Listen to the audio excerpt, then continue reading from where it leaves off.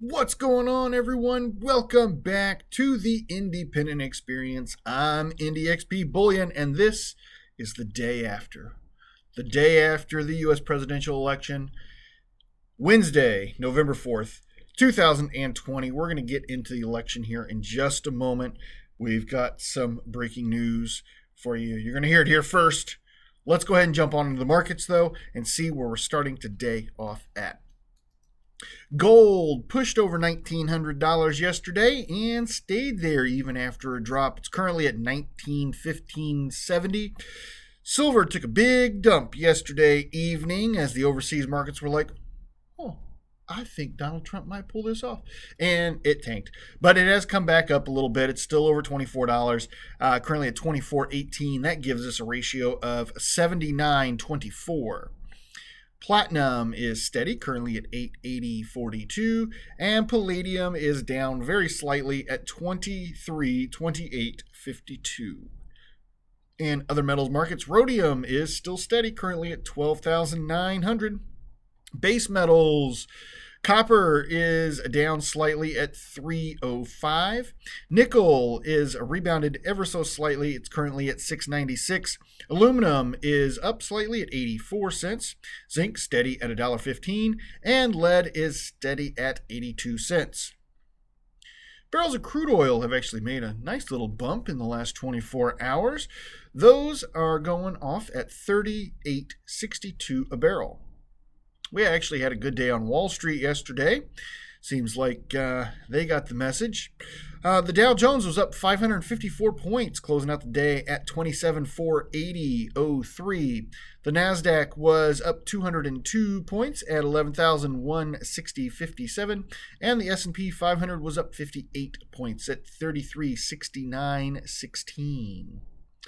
The U.S. dollar index is recovering a little bit this morning, currently at 93.37.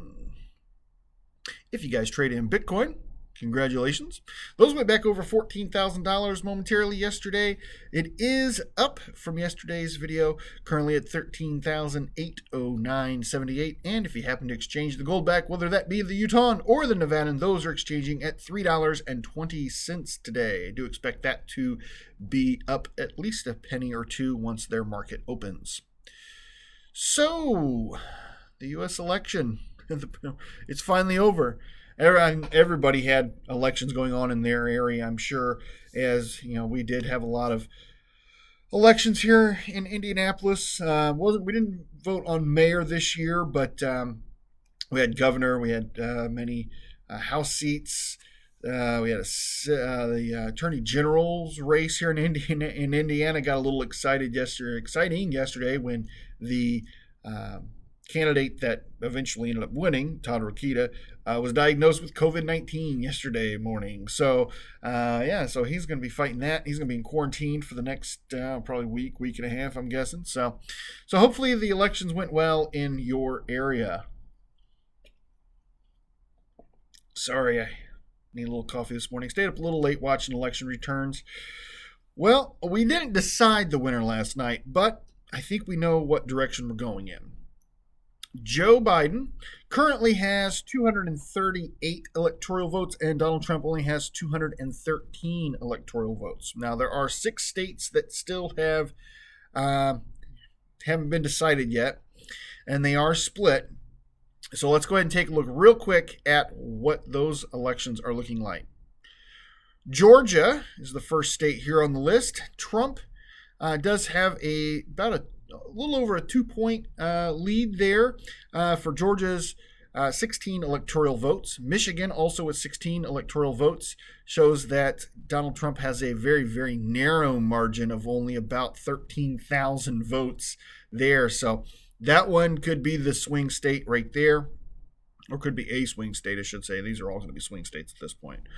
Nevada, with its 6 electoral votes, shows that Biden is up by about 8,000 votes. It's about a half a percentage point. North Carolina, with its 15 electoral votes, Donald Trump has a comfortable lead there of about 80,000 votes. That translates to a point and a half. Pennsylvania, which was a key battleground state, and the Biden campaign was really pushing hard there in the last day, as we noted in yesterday's video. Monday, they spent a long while there. Currently, for its 20 electoral votes, they're not calling it yet, but Trump does have about a 12-point lead there. That translates to about almost 700,000 votes. Wisconsin, with its 10 electoral votes, does look like it will end up going to Biden. So he is currently up about a half a point there, or 3/4 of a point. He is up about 21,000 votes in Wisconsin. Those are the ones that are still being contested at this point. And if you add those up and we go with who's in the lead in each of those states as they sit right now, that would give Joe Biden 264 electoral votes, and President Donald Trump would reach 280 electoral votes, which 270 is the magic number for becoming the president. So it looks like he might eke another one out. There were several states that did report late. Arizona, with 11 electoral votes, were awarded to Joe Biden. Florida, 29 electoral votes that went to Donald Trump. Iowa, with 6 electoral votes, went for Trump. New Hampshire, with 4 electoral votes, went to Biden. Ohio, which was a big state, hotly contested, and Joe Biden spent a lot of time campaigning there in the final days as well. Joe Biden got beat by 8 points, and those 18 electoral votes went to Trump. And Texas, with its 38 electoral votes, of course, went for Donald Trump as well. So what do you guys think? They say it might be the end of the week before we actually find out who's going to win this thing. Obviously, there's a few here that could really swing either way. Michigan with 16 votes. That is enough to swing the election. So, that one's super close. I mean, Donald Trump's only got a lead of about 12,000 votes there, it looks like. Let's see. We got a map here. It's updated. It's not updated yet. So anyway, let me know what you guys think down in the comments, how you think this election's played out. It actually went a lot smoother than I thought it was. I thought we got election results in a lot quicker than I'd really expected us to. I didn't think that this would be over this fast.